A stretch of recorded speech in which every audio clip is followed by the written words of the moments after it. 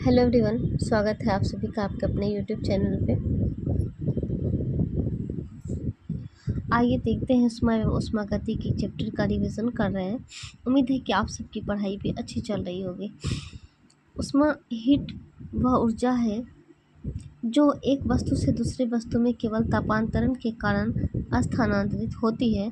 उष्मा का एसआई मात्रक जूल है। सामान्यतः उष्मा के लिए एक अन्य मात्रक कैलोरी प्रयोग में लाया जाता है।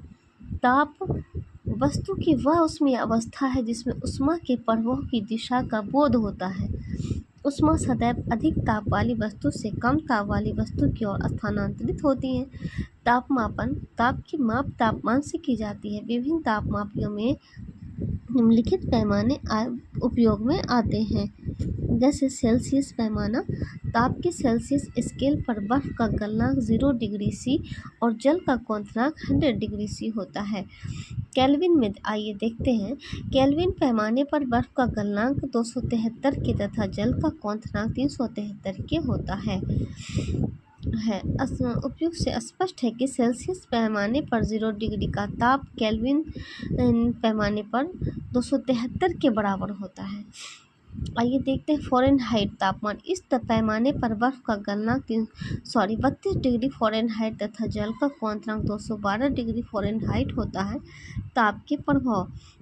ताप बढ़ाकर ठोस को द्रव अवस्था में और द्रव को गैसीय अवस्था में परिवर्तित किया जा सकता है, जबकि ताप घटाकर गैस को द्रव अवस्था में और द्रव को ठोस अवस्था में परिवर्तित किया जा सकता है। गलन वह प्रक्रिया है जिसमें गर्म करने पर ठोस पदार्थ द्रव में परिवर्तित होता है। जिसमें गर्म करने पर ठोस पदार्थ द्रव में परिवर्तित होता है, गलन कहलाता है। वह ताप जिस पर ठोस पदार्थ गलता है और वायुमंडलीय दाब पर द्रव में परिवर्तित होता है, पदार्थ का गलनांक कहलाता है। जैसे 0 डिग्री सी पर बर्फ का पिघलकर जल बनता है, इसलिए बर्फ का गलनांक 0 डिग्री सी है। भिन्न भिन्न ठोसों के भिन्न भिन्न गलनांक होते हैं।